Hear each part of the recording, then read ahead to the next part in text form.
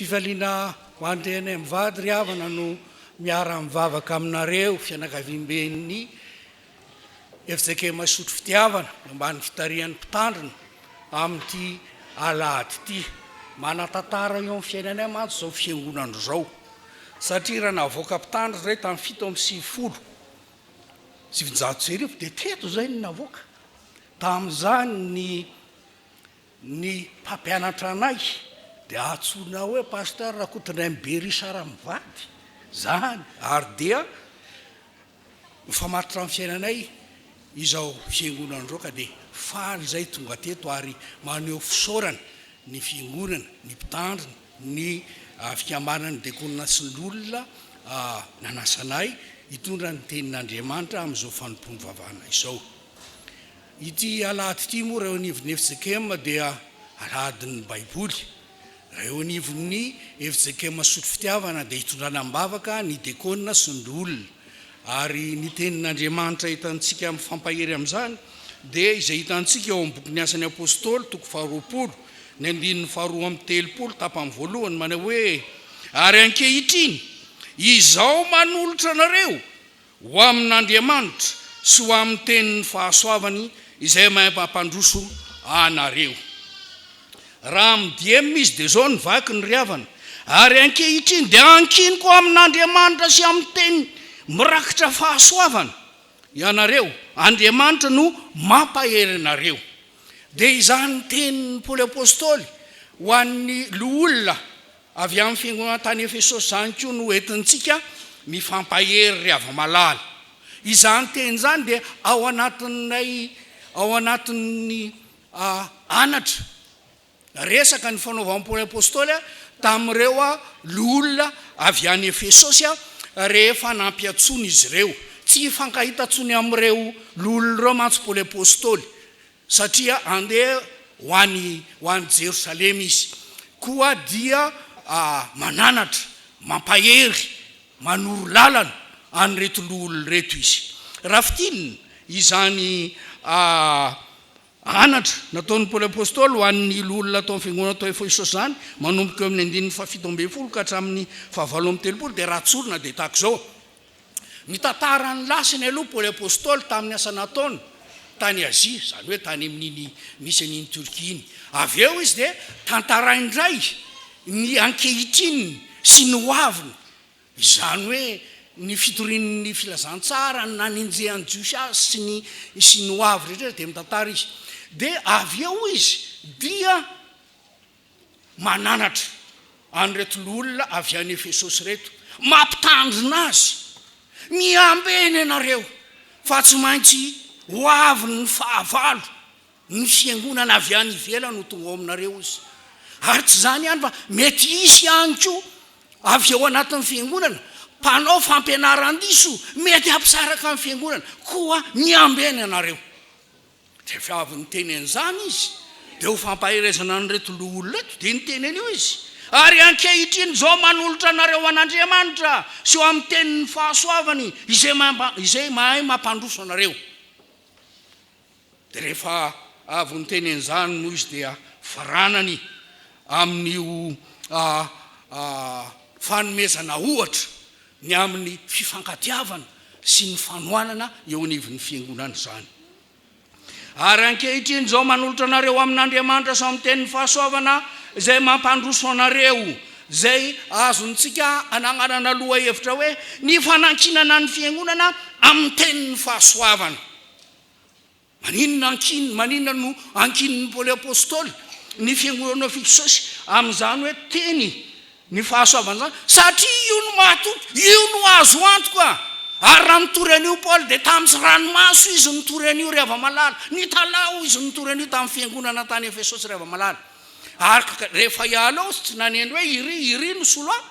fa hoy izy zay ny azo antoka indrindra apetrako amin'Andriamanitra sy ny tenin'ny fahasoavana ianareo. Fa inona zany tenin'ny fahasoavana zany? Tenin'ny fahasoavana eo amin'ny 9 ry havana dia antsony Paoly apôstôly hoe ny filazantsara ny fahasoavana. Ary ny fitorin'izany filazantsara ny fahasoavana zany no fanompona ambaran'ny Paoly fa fanompona no raisiny avy amin'ny Jesosy Kristy. ary rehefa mitory an'izany izy voalaza ao amin'ny asan'ny apôstôly toko faefatra amby folo andiny fahatelo fa rehefa mitory an'izany amin'ny finoana sy amin'ny fatokiny izy dia misy famantarana ampanarahan'Andriamanitra azo mandrakariva misy zavatra mahagagatrany ampahafantaran'Andriamanitra azo mandrakariva ho an'ny olona ka rehefa mihaino an'izany olona dia gaga talanjona tahaka ny voateny tao amin'ny voamivakintsika tao amin'ny Matio toko 7 teo rehefa nihaino ny fampianaran'i Jesosy Kristy ary noho ny efa-vitan'i Jesosy Kristy izany teny izany dia talanjona ny vahoaka noho ny fampianarany satria nampianatra azy toy izay manana fahefana izy fa tsy tahaka ny mpanorad-dalàna teo amin'ny jiosy zany. Ry havana malala ao amin'ny tompo izany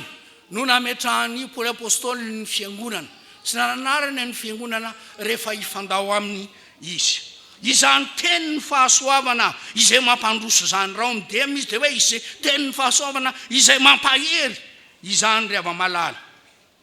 Mampandroso ry hava malala, mampahery ny teny ny fahasoavana satria raha manoloana ireo fahavalo be ny fiangonana tamin'izany fotoan'izany ny jiosy fantatrika fa ny jiosy tsy manaiky an'i Jesosy Kristy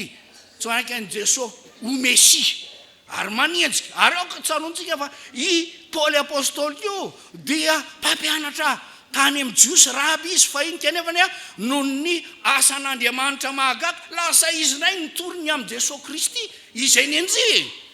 Zay le zavatra mahagaga tsy takatry ny saina zay le asan'Andriamanitra zay tsy mba hampozonao zany ry hava malala dia izay zavatra izay teny ny fahasoavan'izay ry hava malala noho ny tenenin'ny Paoly fa ho ametrahany ny fiangonana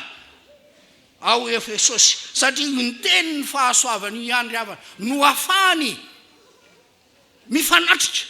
amin'ireo olona amin'ireo fampianaran-diso na fampianaran-diso avy ao anatin'ny fiangonana na ny fampianarana avy any ivelany zay hoentiny ao amin'ny fiangonana ka mety mampisaratsaraka ny fiangonana satria ny teniny fahasoavana dia manome hery. Zany ny mahatonga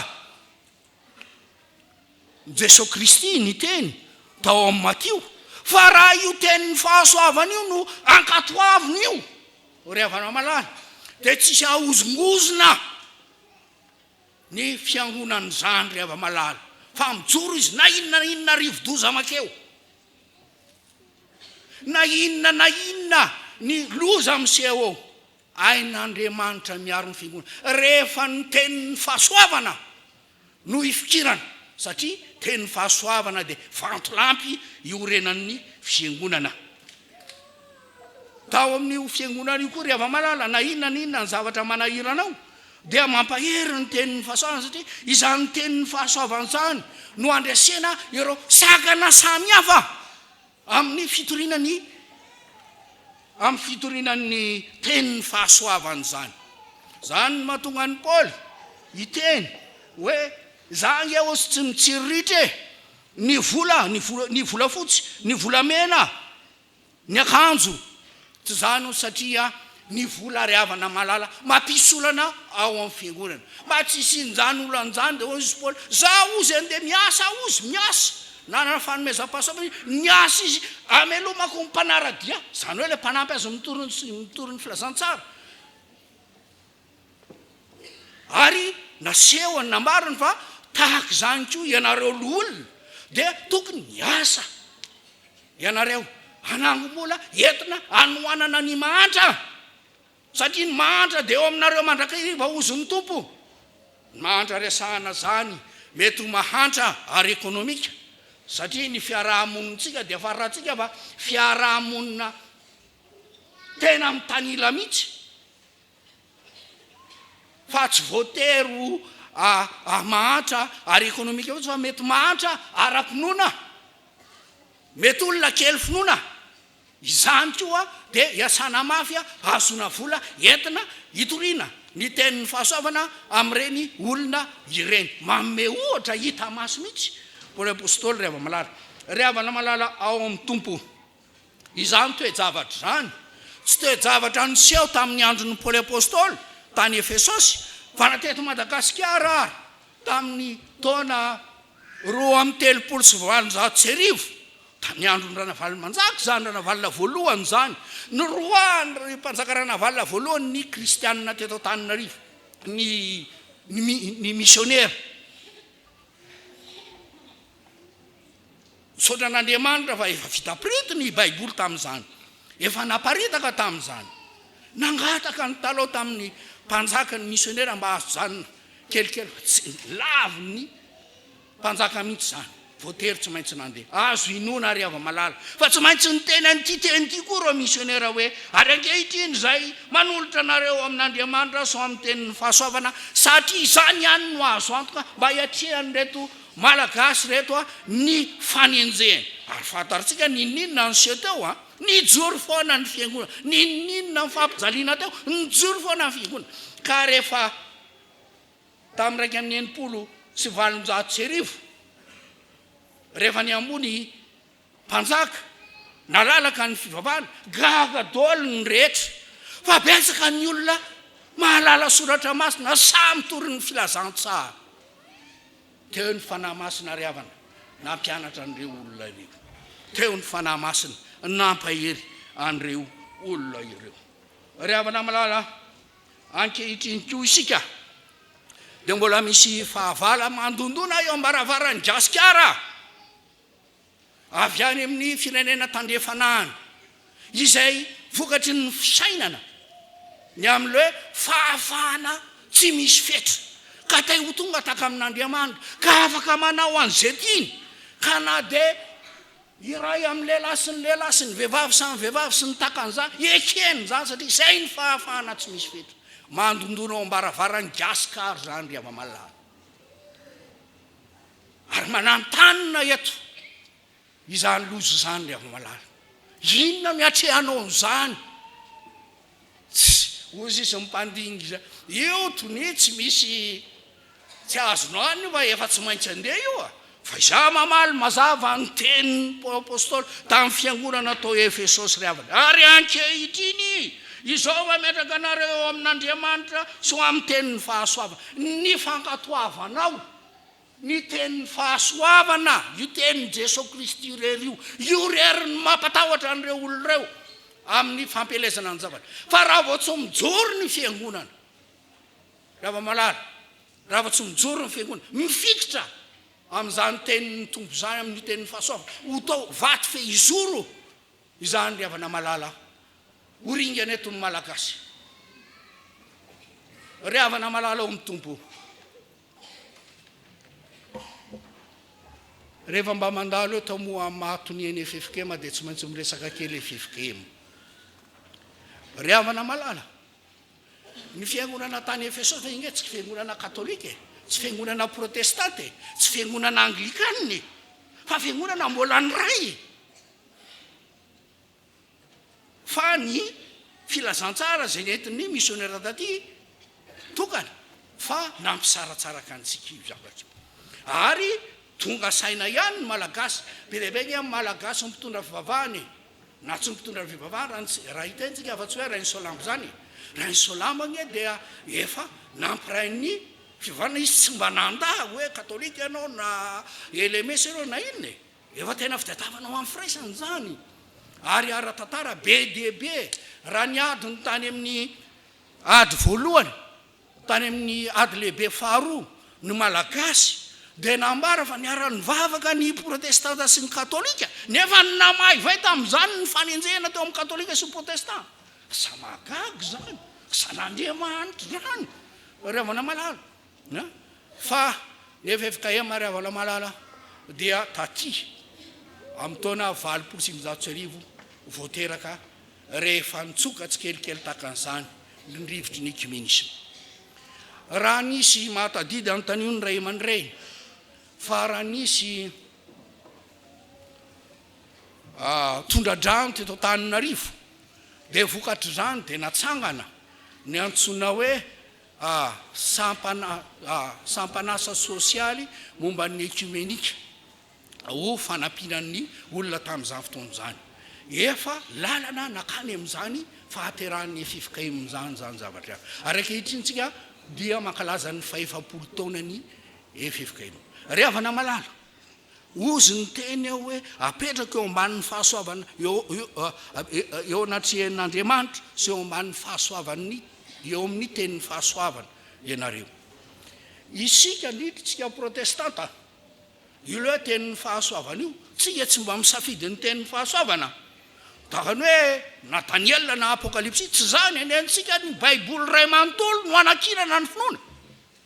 ka raha miteny Jesosy Kristy raha nivavaka Jesosy Kristy ao amin'ny Joany 17:20 manao hoe mivavaka ao mba horay izy rehetra mba hinony zao tontolo zao fa ianao no naniraka dia izy tenin'ny Jesosy Kristy tenin'ny fahasoavana zany antsoina iainantsika ary zany ny fototra ao anatin'ny fotodalana ny FFKM izany tenin'Andriamanitra zany ary azavaina hoe firaisana iainana sy aseho ary irosona. Ny firaisana ao anatin'ny FFKM ary havana dia firaisana iainana tahaka ny iainan'i Jesosy Kristy sy ny mpianana tao anatin'ny fakatiavana tao anatin'ny fanajana zany ary io firaisana io dia firaisana aseho atao hita maso mba hatonga an'izao tontolo zao hoe ireo fiangonana niady fa iny ara-tantara jereo miara-mivavaka izy zao so averinareo mandeha mora tonga ho azy zany tsy tonga ho azy zany raha tsy hoanasana azy Andriamanitra. Firaisana iainana sy aseho ary irosona anaovana dingana misy dingana irosona amin'izany ry havana araka n'izay fitondran'Andriamanitra ary io moa ny olona mametsiny foana hoe ela fietsika mihitsy nareo FFKM asan'Andriamanitra ngery ava malala ny fampiraisana amin'ny fiangonana ary amin'izao fotoan'izao rehefa nanangana an'io tamin'ny taona 900 ireo ray aman-dren'ny fiangonana dia zao ny teneniny hoe ny zavatra kendrena dia ny ahirain'ny fiangonana hita maso fa tsika eo an-dalana makany amin'izany fiangonana efatra mahaleo tena ny ao ray ava malala mahaleo tena ara-teolojia ara-bola ara-drafitra rehetrarehetra fa tsy fiangonana koa no mibaky fiangonana ny FFKM fa samy manaky fa Andriamanitra ray zanaka ary fanamasina no arahana manompo no zany dia mba misy zavatra tsy maintsy aseho ijonana vavolombelona amin'izany firaisana ary antsona antsika tsiraray ho amin'izany misaotra amin'ny pasteur ny laza fa amin'ny boky miara-mizotra koa dia misy perikopa any amin'ny faran'ny firanany FFKM miara-mizotra fa manana amin'ny perikopa koa izy amin'ny herinandro fiaraha-mivavaka ry havana malala hiatrika ny zavatra manahirana ve isika ao amin'ny firaisana ihany no azony zany ary aoko tsika tsy efa andondona zay voandao fa deny zao isika dia efa tahaka ny nampiambenan'ny Paoly apôstôly ny fiangonana tany Efesy tokony efa iambony sika efa mandondona eo ireo fahavalo zay tsy mankasitraka io tenin'ny fahasoavana io izay manenjika an'io tenin'ny fahasoavana io ka tsy misy afa-tsy ny fiainana ao an'ny tenin'ny fahasoavana ankehitriny no iarovanao ny taranako faramandimby fa raha tsy dia n'izao ianao no miaina an'io ary mba ho hitany zao tontolo zao hitany maso fa miaina zany kristianina eto Madagasikara eto sotro fitiavana zay nyery eto ampamarana anary havana dia zao ny afatra ho an'ny dekona sy lola ny kristianina eto amin'ny sotro fitiavana efa ho Paoly apôstôly efa ary ankehitriny izao manolotra anareo ho amin'Andriamanitra so amin'ny tenin'ny fahasoavana izay mampandroso anareo mamelona mampandroso misy hery io tenin'Andriamanitra io rehefa iainana ka iainko mitenin'i Jesosy Kristy hoe mba horay anie izy rehetra dia ho hitanareo fa hita zavatra mahagaga vokatry ny fifikirana amin'Andriamanitra zany ianareo dia ho an'izany Andriamanitra rehetra zany anie ny der ny laza ary ny voninahitra izay azy hatramin'ny ela hatramin'izay sy ankehitriny ary mandrakizay amen.